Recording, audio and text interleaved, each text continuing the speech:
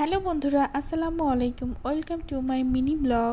আমার আরাফের আজকে চুল কাটবো। ও জন্মের পর ওকে একবার টাকলু করেছি, আর করিনি, কারণ হচ্ছে আমার চুল অনেক পছন্দ।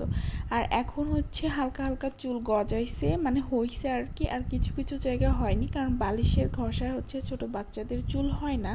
তো ওকে হচ্ছে হেয়ার স্টাইল দেওয়ার জন্য নিয়ে এসেছিলাম। তো ও ওর নানার কোলে ছিল এবং ও সুন্দরভাবে চুলগুলো কাটতেছিল।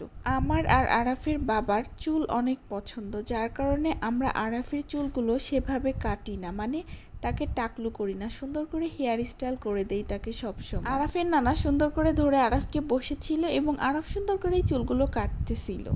এরপরে চুল কাটা শেষ করে আমার মনে হলো এই ছবিটা দেখে যে আমার ছেলেকে এরকম একটা হেয়ার স্টাইল দিই, মানে হচ্ছে কলির ওইখানে সুন্দর করে একটা দাগ দেব। তারপর আমি বলার সঙ্গে সঙ্গেই সুন্দর করে তাকে একটা হেয়ার স্টাইল করে দেয়। এরপর হচ্ছে তাকে বাসায় এনে হচ্ছে গোসল দিচ্ছিলাম আমি আর ওর মামা। এরপরে হচ্ছে বিকালে একটু ঘুরতে বের হয়েছিলাম নৌকায় আরাফকে নিয়ে। তো তাকে একটু নৌকায় ঘোরাইলাম। তো আজকের ভিডিওটা এই পর্যন্তই। আল্লাহ হাফেজ।